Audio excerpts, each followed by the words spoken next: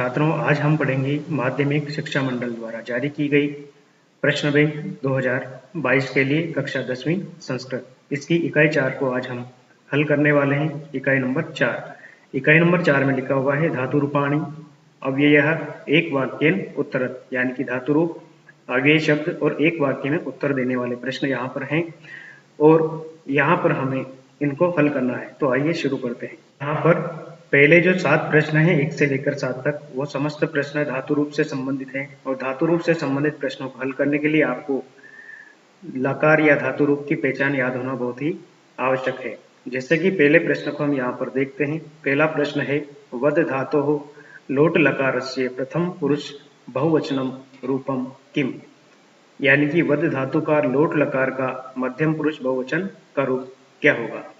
तो यहाँ पर हमें याद होना चाहिए लोट लकार की पहचान।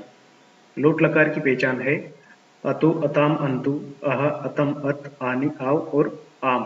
यहाँ पर पूछा गया है मध्यम पुरुष का बहुवचन रूप, यानी कि मध्यम पुरुष में सिर्फ अह शब्द को जोड़ा जाता है धातु के अंत में, मध्यम पुरुष के एक वचन में, लेकिन यहाँ हमें लिखना है मध्यम पुरुष का बहुवचन, इसलिए हम जोड़ेंगे अत शब्द। वद धातु में यदि हम अत जोड़ देंगे तो यहाँ पर इसका उत्तर हो जाएगा वदत। वदत हम लिख देंगे यहाँ पर। इसके बाद दूसरा प्रश्न है अस धातु लिट लकारस्य प्रथम पुरुष बहुवचनम रूपम किम। अस धातु का लिट लकार में प्रथम पुरुष बहुवचन का रूप क्या बनेगा। लिट लकार की पहचान है छात्रों इष्यति इष्यतः इष्यन्ति इष्यति इष्यसि इष्यतः इष्यथ इष्यामि इष्याव इष्यामः।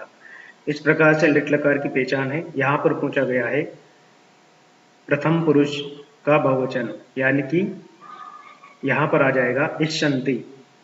अस धातु में यहाँ पर इष्यन्ति जोड़ देंगे, यानी कि अस धातु में जब हम रूप चलाएंगे, रूप बनेंगे अस धातु की, तो यहाँ पर भू हो जाएगा।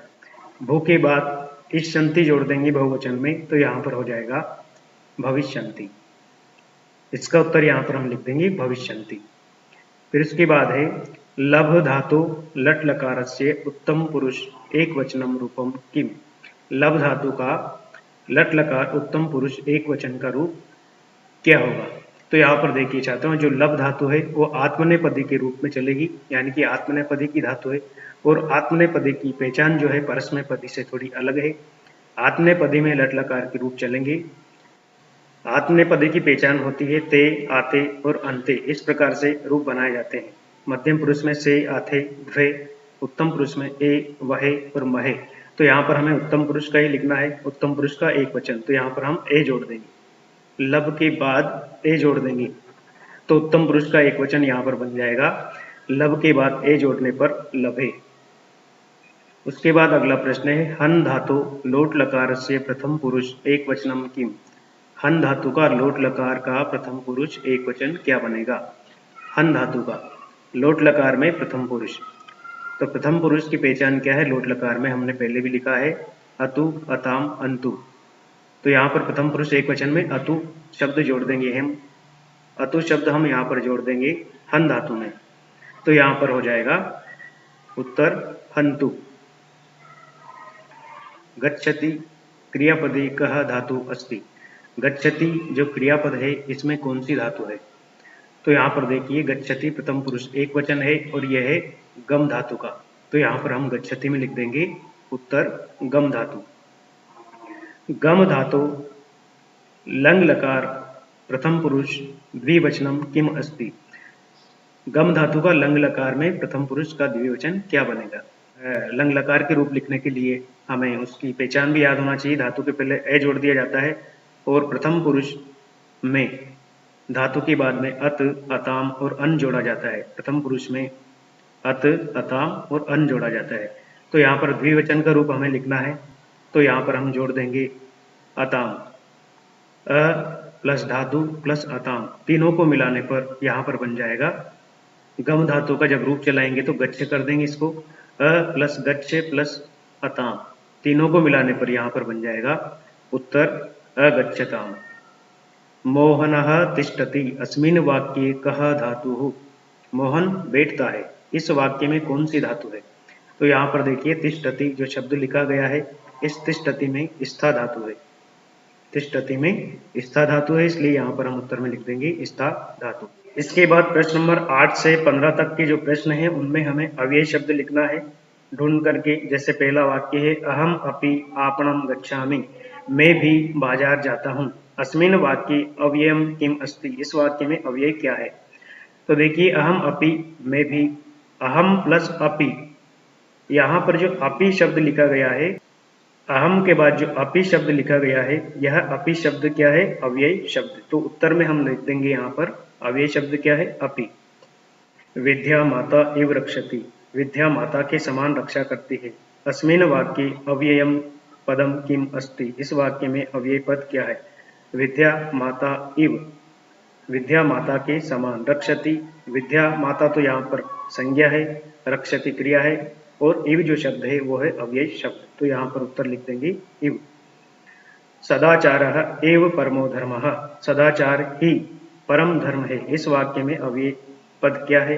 तो यहाँ पर हम लिख देंगे एव, उत्तर में लिख देंगे एव, क्योंकि एव क्या है, अव्यय शब्द है। अगला है अचिरम गृहम गच्छ, शीघ्र ही घर को जाओ। अस्मिन् वाक्ये अव्यय पदम किम अस्ति, इस वाक्य में अव्यय पद क्या है। तो यहाँ पर देखिए अचिरम का मतलब शीघ्र, गृहम घर जो है वो है कर्म, गच्छ क्रिया है। तो यहाँ पर अचिरम जो शब्द है वो जाएगा हमारा अव्यय पद। अचिरम और चिरम दोनों ही अव्यय पद है, यहाँ पर अचिरम आया है तो इसको हम उत्तर में लिख देंगे अचिरम क्या है, उत्तर हो जाएगा हमारा अव्यय पद। अगला वाक्य है अथ रामायण कथा आरभ्यते, अब रामायण कथा प्रारंभ होती है। अस्मिन् वाक्ये अव्यय पदम किम अस्ति, इस वाक्य में अव्यय पद क्या है। तो यहाँ पर देखिए रामायण कथा प्रारंभ होती है, इसके पहले लिखा गया है अथ। ये जो अथ शब्द है इसके बाद या अब, इसका मतलब होता है, तो अथ जो शब्द लिखा है वो अथ शब्द है अव्यय, तो उसको हम यहाँ पर उत्तर में लिख देंगे अहम स्व ग्रामम गमिष्यामि, मैं कल गांव को जाऊंगा। अस्मिन् वाक्ये अव्यय पदम किम अस्ति, इस वाक्य में अव्यय पद क्या है। तो देखिए मैं गांव को जाऊंगा, ये क्रिया है, ये कर्म है, और मैं क्या है, करता है। ये जो स्व शब्द है वो है अव्यय पद, तो उत्तर में हम लिख देंगे स्व। स्व का मतलब होता है आने वाला कल, तो उत्तर में लिख देंगे स्व अव्यय पद के लिए। तत्र शिवालयः, वहां पर शिवालय है, शिव जी का मंदिर है। इस वाक्य में अव्यय पदम किम अस्ति, अव्यय पद क्या है। तो शिवालय तो मंदिर है, तत्र जो शब्द है वो है अव्यय शब्द, तो यहाँ पर हम लिख देंगे तत्र उत्तर में। वृथा कलहम मा कुरु, बेकार में ही झगड़ा मत करो। अस्मिन् वाक्ये अव्यय पदम किम अस्ति, इस वाक्य में अव्यय पद क्या है। तो यहाँ पर देखिए कुरु क्रिया है, माँ का मतलब मना करने के अर्थ में, ये माँ जो शब्द है वो भी अव्यय शब्द है, और व्रथा जो है वो भी अव्यय शब्द है। तो उत्तर में हमें दोनों ही लिखना पड़ेगा, व्रथा और माँ दोनों ही अव्यय शब्द है। इस प्रकार से हमने इस इकाई के प्रश्नों को हल किया। आशा करता हूँ आपको यह वीडियो जरूर अच्छा लगेगा। यदि अच्छा लगे तो आप इस वीडियो को लाइक, शेयर और सब्सक्राइब जरूर करें। धन्यवाद।